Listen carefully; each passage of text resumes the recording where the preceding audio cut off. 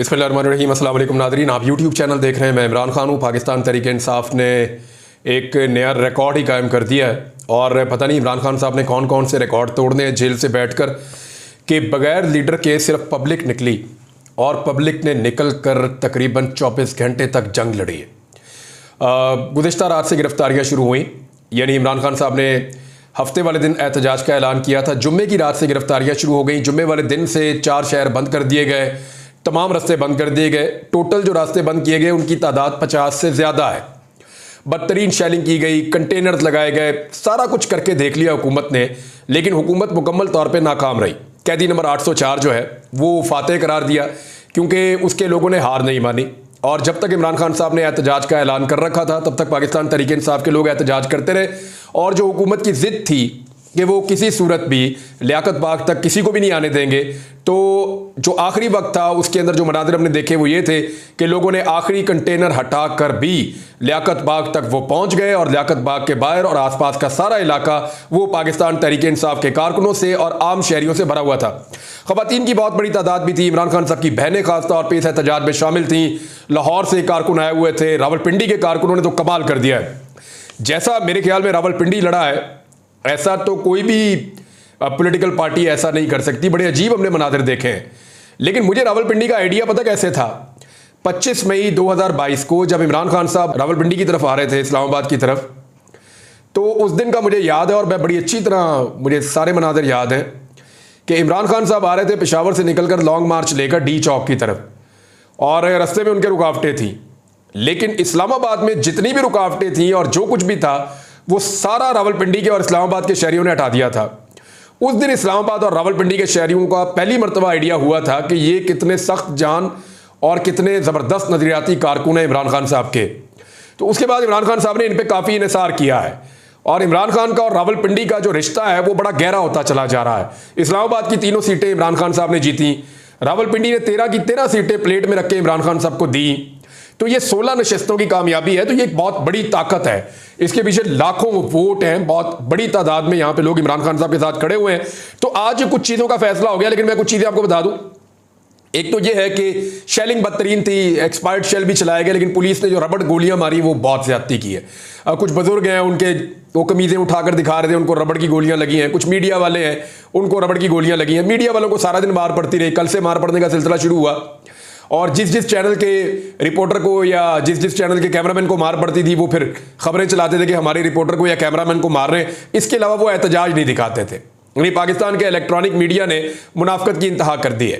Electronic media जो है वो अपनी सोशल मीडिया की वेबसाइट्स के ऊपर या अपनी सोशल मीडिया के प्लेटफॉर्म्स के ऊपर लगातार वो जलसे के मनाजिर बेच रहे हैं, लेकिन इलेक्ट्रॉनिक मीडिया के ऊपर वो दिखाने से गुरेज कर रहे हैं, इसलिए कि रियासती पॉलिसी हुकूमत ने मना किया हुआ है कि इमरान खान साहब का एहतजाज आपने नहीं दिखाना।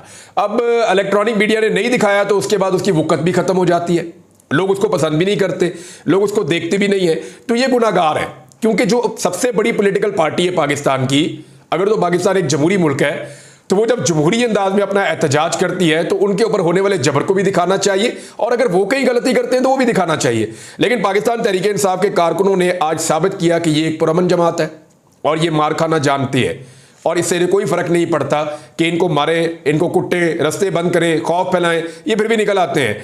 अब कुछ मनाजिर ऐसे आए जिनमें मैंने महसूस किया कि लोग भाग दौड़ रहे हैं और वो कह रहे हैं कि ग्रेनेड मार दिया, ग्रेनेड मार दिया। तो मैंने इसके ऊपर भी रिसर्च की, क्योंकि देखें ग्रेनेड सिर्फ वो नहीं होता जो इंसानों को कत्ल करता है। ये 2 नॉन लीथल किस्में भी हैं इसकी। 2 किस्म के नॉन लीथल ग्रेनेड भी होते हैं। एक जो है उनको आप स्टिंग बॉल कहते हैं या रबड़ बॉल ग्रेनेड्स कहते हैं। उनके अंदर रबड़ की वो बुलेट्स होती हैं छोटी छोटी, वो निकलती हैं और वो लोगों को टकराती हैं, लोगों को चोट लगती है, लोग भाग जाते हैं। आप ग्रेनेड फेंकते हैं, वो ब्लास्ट करता है, उसके अंदर से रबड़ बुलेट्स निकल के लोगों को लगती है। अगर कहीं पे मॉब है, आपने बीच में फेंक दिया, तो ये एक तरीका तो ये होता है। दूसरा जो ग्रेनेड है जो बड़ा खौफनाक होता है और ये इसको एक्चुअली मिलिट्री ग्रेड वेपन कहा जाता है, ये इसराइली इस्तेमाल करते हैं। जब मस्जिद के अंदर मुसलमान अपनी नमाज नहीं ना तोड़ रहे होते तो उस वक्त बाज़ औक़ात वो ये ग्रेनेड भी फेंक देते हैं। इसको ना स्टन ग्रेनेड कहते हैं। स्टन ग्रेनेड, स्टन मतलब कि एकदम जो है वो होश हवास बंदे के चले जाते हैं। आपने देखा होगा अक्सर मूवीज़ के अंदर कि अचानक जो है वो मिलिट्री पहले एक ग्रेनेड फेंकती है, जैसे ही वो ग्रेनेड फेंकती है फौरन अंदर घुस जाती है। वो जो ग्रेनेड अंदर फेंकते हैं उसकी साउंड के अंदर एक इफेक्ट होता है और वो ग्रेनेड इस तरह का होता है कि वो स्टन कर देता है सबको, एकदम सबको जामत कर देता है, सबको साकत कर देता है, क्योंकि इसकी आवाज़ ऐसी होती है और इसमें ये कैपेसिटी होती है, इसमें से थोड़ा धुआं भी निकलता है और हल्का फुल्का लगता भी है। लेकिन ये इस नौयत का ग्रेनेड होता है कि लोगों के औसान खता हो जाते हैं और बहुत ज़्यादा खौफ व राज फैला देता है।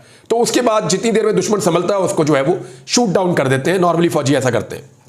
अब यहाँ पे जो मनाजिर मैंने देखे, वहाँ पे देखा कि अचानक एक ग्रेनेड की आवाज़ आती है और उसके बाद लोग चीखते हैं, चिल्लाते हैं कि ये तो ग्रेनेड फेंक दिया, ग्रेनेड फेंक दिया, और लोग कलमे पढ़ते हुए भाग रहे हैं और बहुत परेशान है। तो अब मैं कह नहीं सकता कि वो क्या चीज़ थी। अगर तो वो एक ग्रेनेड था, मेरी 2-3 लोगों से बात हुई, उन्होंने कहा जी हम आपको यकीन दिलाते हैं कि ये ग्रेनेड नमा चीज़ है और ये एक दफ़ा नहीं 2-3 दफ़ा फेंकी गई है। तो अगर ये कोई चीज़ फेंकी गई है तो ये नॉन लीथल है, यानी इससे इंसान मरते नहीं हैं, लेकिन ये इंसानियत के ख़िलाफ़ भी है कि इस तरह के वेपन इस्तेमाल किए जाएँ जो मिलिट्री ग्रेड के हों। और ये नई मिसालें जो है वो मरीम नवाज़ की जो पंजाब हुकूमत है, फॉर्म 47 की जाली टिकटॉक हुकूमत, वो ये नई से नई मिसालें कायम कर रही है। रावलपिंडी के हर इलाके से नौजवान निकले, हर इलाके से बुजुर्ग निकले और पुलिस ने सारे हथियार अपने इस्तेमाल किए, पूरी ताकत यूज़ की। और खैबर पख्तूनख्वा से जो काफिला आ रहा था सबकी नज़रें उसके ऊपर थी, लेकिन रावलपिंडी के लोगों ने आज मैदान मार दिया। उन्होंने तमाम रुकावटें उठा के फेंक दी, उन्होंने सारे रास्ते खोल दिए, उन्होंने रात तक फस्तायत का मुकाबला किया। एहतजाज होता है घंटे का, 2 घंटे का, बस 15 मिनट का, 20 मिनट का भी एहतजाज होता है। एहतजाज किया, मीडिया आया, कवरेज हुई, बात खत्म। नॉर्मल एहतजाज तो ऐसे होते हैं, लेकिन यहाँ पे एहतजाज लगभग 12 घंटे तक लोग भूखे प्यासे रियासत की फस्तायत का मुकाबला करते रहे, पुलिस के डंडे गोलियां खाते रहे, गिरफ्तारियां देते रहे हैं, मार खाते रहे हैं और शेलिंग जो है आंसू गैस की वो बर्दाश्त करते रहे और एक दूसरे को सपोर्ट भी करते रहे। घरों से आने वाली खवातीन ने पानी, नमक और तौलिए और पट्टियां वो ये लेकर आए, पायोडीन लेकर आए, लोगों की मरहम पट्टी भी की, डॉक्टर्स भी वहां पे मौजूद थे, आंखों के ड्रॉप्स लेकर आए, वो लोगों की आंखों में डाल रहे थे। तो ये हमने अजीबोगरीब किस्म के मनाजर देखे आज रावलपिंडी में। यानी पाकिस्तान तहरीक इंसाफ को एक फैमिली के अंदर कन्वर्ट कर दिया है इस मौजूदा रजीम ने। इतना मारा कि पूरी कौम एक फैमिली बनती जा रही है, एक खानदान बनता जा रहा है और वो सारा खानदान जो है वो बहुत अगेंस्ट होता चला जा रहा है इस वक्त जो निज़ाम के बेनिफिशरीज हैं उनके। अब जिस किस्म भी हथियार इस्तेमाल किए, फ्यूचर में इन चीज़ों का पता चलेगा, कुछ भी कंफर्म नहीं किया जा सकता। मैंने कुछ विजुअल्स की बुनियाद पर आपको कुछ चीज़ें रिपोर्ट की हैं और कारकुन जो गिरफ्तार हुए हैं उनकी तादाद सैकड़ों में बताई जा रही है। और जब अंधेरा हुआ और एहतजाज मुकम्मल हुआ तो फिर पाकिस्तान तहरीक इंसाफ की जो मरकजी क़यादत है, अली अमीन गंडापुर साहब पहुंच चुके थे अपने काफिले को लेकर, बुरहान इंटरचेंज को वो क्रॉस कर रहे थे और उस वक्त सिचुएशन ये थी कि कंटेनर्स तक पहुंच गई थी। 2 रुकावटें इन्होंने दूर कर दी थी, ये वाली रुकावटें हटा रहे थे कारकुन, और कारकुनों की बहुत बड़ी तादाद पुल के नीचे से उतर के खेतों में से और पानी में से होती हुई बैक साइड में चली गई थी पुलिस के। तो पुलिस जितनी तादाद में थी उससे 10 गुना से ज्यादा कारकुन पुलिस की बैक साइड पे मौजूद थे और वो गाड़ियों के बगैर थे और वो पुलिस की बैक साइड से प्रेशर बढ़ा रहे थे। सामने अली अमीन गंडापुर मौजूद थे, लेकिन उस वक्त रात का वक्त था और उस वक्त एहतजाज को कॉल ऑफ कर दिया गया। पुलिस बीच में सैंडविच बनी हुई थी, लेकिन अल्लाह का शुक्र है कि कोई नुकसान नहीं हुआ, क्योंकि अगर दोनों तरफ से पुलिस पर प्रेशर बढ़ता तो खुदा न खास्ता उसके नतीजे में अफसोसनाक सूरत पैदा हो सकती थी और एक बड़े तसादुम से पाकिस्तान फिर बचा है। ये बात जो है वो अब दोनों फरीकों को समझनी चाहिए, खासतौर पर गवर्नमेंट को ये बात समझनी चाहिए कि ये एहतजाज से फ़र्क क्या पड़ता है। आप दफ़ा 144 लगा देते हैं, हर किस्म के एहतजाज की आप इजाज़त देते हैं, सारी पॉलिटिकल पार्टीज को कहते हैं आके कर लो, लेकिन जब इमरान खान साहब की पार्टी आती है तो आप उसको मना कर देते हैं। अली अमीन गंडापुर साहब ने वहाँ पे खिताब किया, उन्होंने कहा जी जो बातें की मैं आपको बता देता हूँ। उन्होंने कहा जी वक्त खत्म होने के बाद इमरान खान साहब के हुक्म के मुताबिक हम वापस जा रहे हैं। इमरान खान साहब ने कहा था कि आपने पूरा एहतजाज करना है, पूरा जोर लगाना है पहुंचने के लिए, और जहां पे आपको रोका जाए वहीं पे आपने एहतजाज करना है। हमारा ना कोई जलूस था, ना कोई जलसा था और ना कोई हमारा धरना था, यानी जलसा और धरना तो था नहीं, एहतजाज था, वो हमने भरपूर अंदाज में किया, अपनी ताकत हमने शो की है पूरे खैबर पख्तूनख्वा से भी, पंजाब से भी, और पंजाब के 4 अजला जो रावलपिंडी का डिवीजन है वहां पे हमने अपनी ताकत शो की है हर जगह पे। अब अली अमीन गंडापुर साहब ने कहा कि क्योंकि इमरान खान साहब ने कहा था कि जब वक्त खत्म हो जाए तो जहां तक आपने एहतजाज कर सकते हैं वहां आपने एहतजाज करना है और उसके बाद फिर आपने वापस जाना है। अब हम वापस जा रहे हैं, हमारी तहरीक जारी रहेगी, हम आज़ाद हैं, हम मौत से नहीं डरते, मैं भी मरने के लिए तैयार हूं, क्या आप लोग भी तैयार हैं? तो लोगों ने कहा जी हम रेडी हैं। अली अमीन गंडापुर साहब जब वापस मुड़े तो रावलपिंडी में लोगों ने बहुत प्रोटेस्ट किया, बल्कि वहां पर जो अली अमीन गंडापुर साहब के साथ कारकुन मौजूद थे जिन्होंने रुकावटें अबूर भी कर ली थी, उन्होंने कहा कि जी हम वापस नहीं जाना चाहते, हमें अब रावलपिंडी जाना है। अब कारकुनों को निकालना तो आसान होता है, उनको रोकना बहुत मुश्किल होता है। तो उस वक्त अली अमीन गंडापुर साहब ने इमरान खान साहब का नाम लिया तो फिर कारकुन माने, कुछ कारकुन गाड़ियां रोक रहे थे कि जी ना जाएं वापस, लेकिन ये तनकीद तो अली अमीन गंडापुर पे होगी। अब इमरान खान साहब का एक्चुअल ऑर्डर क्या था वो आपको सुबह अदालत से परसों पता चल जाएगा कि क्या इमरान खान साहब इस पर राजी हैं या नाराज हैं। खैबर पख्तूनख्वा से आने वाले काफिले को वापस जाना चाहिए था या नहीं जाना चाहिए था, इसके ऊपर इमरान खान साहब की राय आना अभी बाकी है। वो उनकी बहनें जब जाकर मिलेंगी तो चीजें पता चल जाएंगी, या जर्नलिस्ट जाके मिलेंगे तो चीजें पता चल जाएंगी कि एक्चुअली इमरान खान साहब के दिमाग में इस सारी एक्टिविटी को लेकर क्या चल रहा है। बहरहाल आज का दिन पाकिस्तान तहरीक इंसाफ के नाम रहा और चंद चीजों का फैसला आज हो गया है। एक तो यह फैसला हो गया जी कि अवाम मौजूदा हुकूमत से सख्त नाराज है, वो इन्हें पसंद नहीं करते, अवाम मौजूदा हुकूमत से सख्त मायूस हो चुकी है। दूसरा इस चीज का फैसला हो गया कि इनके पास किसी किस्म का कोई सलूशन नहीं है।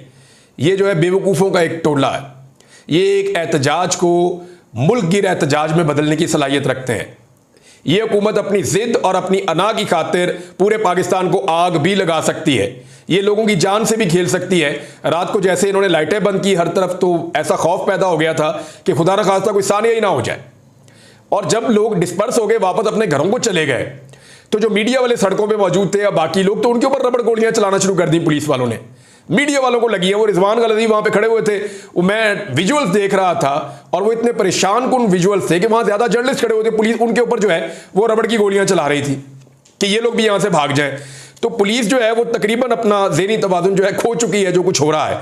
एक और चीज़ जो साबित हुई वो ये हुई कि कैदी नंबर 804 उसको इस वक्त अवाम की भरपूर सपोर्ट मैसर है। और नंबर 4 ये है कि लोगों का खौफ ख़त्म हो गया, लोग अब डरते नहीं हैं। यानी आप कंटेनर लगाएं, आप गोलियां चलाएं, आप हवाई फायरिंग करें, आप रबड़ बुलेट मारें, आप शेलिंग करें, डंडे मारें, गिरफ्तारियां करें, लोगों का खौफ ख़त्म हो गया। मैंने मनाजिर देखे कि जो पुलिस वालों की बसें हैं ना, जिनके अंदर वो कैद करके ले जाते हैं, कैदियों वाली वैन्स, उनके अंदर हाथ पे हाथ मार के पाकिस्तान तहरीक इंसाफ के नौजवान हंस रहे हैं और इंजॉय कर रहे हैं कि जी हम गिरफ्तार हो गए, अच्छा हो गया, ओए वो एक बार रह गया उसको भी अंदर बुला लो। ये तो चल रहा है इनका। यानी पाकिस्तान तहरीक इंसाफ के लिए गिरफ्तारी मसला ही कोई नहीं था, डंडे खाना प्रॉब्लम ही कोई नहीं रहा। वहां खड़े होकर नौजवान बातें कर रहे थे जी काफी अरसा हो गया था आंसू गैस स्मेल नहीं किया, तो चलो अच्छा हो गया, दोबारा से आंसू गैस की हमारी स्मेल जो है वो रिफ्रेश हो गई। यानी इस तरह से पाकिस्तान तहरीक इंसाफ के लोग ले रहे, हुकूमत इनकी किस तरह की तरबियत करना चाहती है। नंबर 5 ये है कि बगैर लीडरशिप के भी अवाम मुकाबला कर सकते हैं। अवाम जो है वो इमरान खान को अपना इतना बड़ा लीडर मान चुके हैं कि उसकी कॉल के ऊपर वो बगैर किसी लीडर के भी निकलने के लिए तैयार हैं, और वो तब तक अमल दरामद करते हैं जब तक कि उनको रोकने की कॉल नहीं आ जाती। अब बैरिस्टर गौर साहब वगैरह ने बाद में, सलमान अकरम राजा साहब ने, बैरिस्टर गौर साहब ने और जो बाकी उनकी क़यादत है, उन्होंने फिर अनाउंस किया कि जी अब हमारा एहतजाज खत्म हो गया, हम डिस्पर्स हो रहे हैं, वापस जा रहे हैं। इसके बावजूद पुलिस चेलिंग कर रही थी, अनाउंसमेंट के बावजूद। अलीमा खान और कुछ खवातीन वहां पर फंस भी गए थे लियाकत बाग के एरिया में और उन्हें काफ़ी मुश्किलात पेश आई, लेकिन फिर बाद में उनको रेस्क्यू किया गया।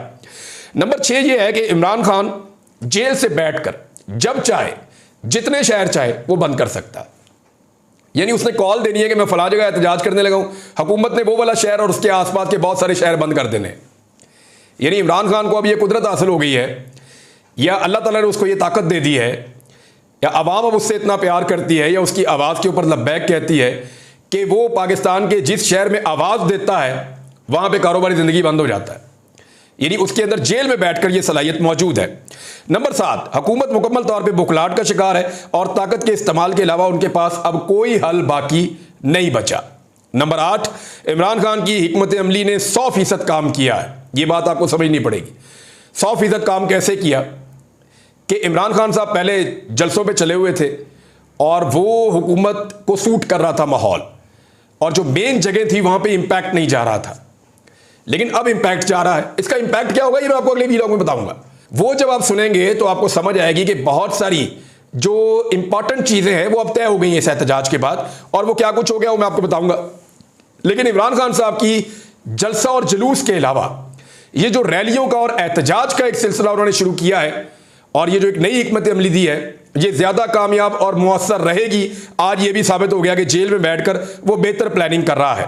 नंबर 9, ये तहरीक जो है वो पीछे जाने की बजाय आगे बढ़ रही है, इसका मोमेंटम ऊपर जा रहा है। हम हर एहतजाज के बाद ये देखते हैं कि लोगों का गुस्सा बढ़ता चला जा रहा है। अच्छा जी, इसके बाद जब एहतजाज खत्म हुआ, लोग डिस्पर्स हो गए, अपने अपने घरों को चले गए, तो मुस्लिम लीग नून के एमएनए आए और मुस्लिम लीग नून के कुछ लोग आए और चौक के अंदर गाड़ी खड़ी करके फायरिंग शुरू कर दी, और पुलिस ने उन्हें कुछ भी नहीं कहा। यानी ये जो रियासती रवैया है ना, सौतेलों वाला, ये जो रियासती रवैया है ना, बदमाशी वाला, वो गुंडागर्दी वाला, नून लीग के एमएनए की क्या जरूरत है कि वो आए और चौक के अंदर खड़ा होकर फायरिंग करे। आज एक गोली सारा दिन नहीं चली, पूरा रावलपिंडी सड़कों के ऊपर रहा है, सारा दिन लोगों ने मार खाई और एक गोली नहीं चली। क्या आपको लगता है कि जो बंदूकें और गोलियां वो सिर्फ नून लीग वालों के पास है? और पूरे पाकिस्तान के पास है। पाकिस्तान वेपनाइज्ड सोसाइटी है, सबके पास लाइसेंसेस हैं। मैं बेशुमार लोग जानता हूं, जितना वेपन आपको खैबर पख्तूनख्वा के बाद रावलपिंडी में मिलता है आपको कहीं भी नहीं मिलेगा शायद।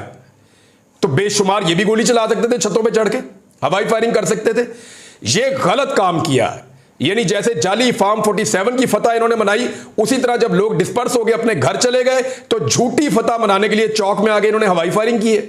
ये रियासत को रोकना चाहिए और जिन्होंने भी सहूलतकारी की है नून लीग की, उन्हें इस बात पे गौर करना चाहिए कि ठीक है, आप पाकिस्तान तहरीक इंसाफ को मारते हैं तो मारें, आप मारे हैं, क्योंकि आपने बाकी पॉलिटिकल पार्टीज को भी मारा और बहुत मारा है, बहुत मारा है, कई दहाइयों से मार रहे हैं। तो ठीक है, तहरीक इंसाफ भी अपने हिस्से की मार खा रही है और बाकियों से तो बहुत ही ज्यादा मार खा रही है। बाकी हार मान लेते थे, ये मान नहीं रहे। लेकिन एक सियासी जमात को फ्री हैंड देना कि वो आए और आकर फायरिंग करे, ये तो मुशर्रफ के दौर में होता था कि काफ लीग के लोग गुंडागर्दी करते थे और नून लीग और पीपल्स पार्टी वाले बेचारे पिसते थे। लेकिन आज उससे भी बुरा हाल हुआ है कि ये चौक में आकर अपनी फतह अनाउंस कर रहे हैं कि सारा दिन पुलिस लोगों को मारती रही है और लोग बर्दाश्त करते रहे। अब जब वो 12 घंटे लड़ने के बाद अपने घर गए तो इन्होंने हवाई फायरिंग शुरू कर दी है। ये बड़ा अनफॉर्चुनेट है। लेकिन ये जो दिन गुजर गया और जैसा पाकिस्तान तहरीक इंसाफ ने एहतजाज कर दिया, ये एक तारीख बनी है आज और ये तारीख याद रखी जाएगी। अब तक लेते हैं, अपना ख्याल रखिएगा, अपने इस चैनल का भी। अल्लाह हाफ़िज़।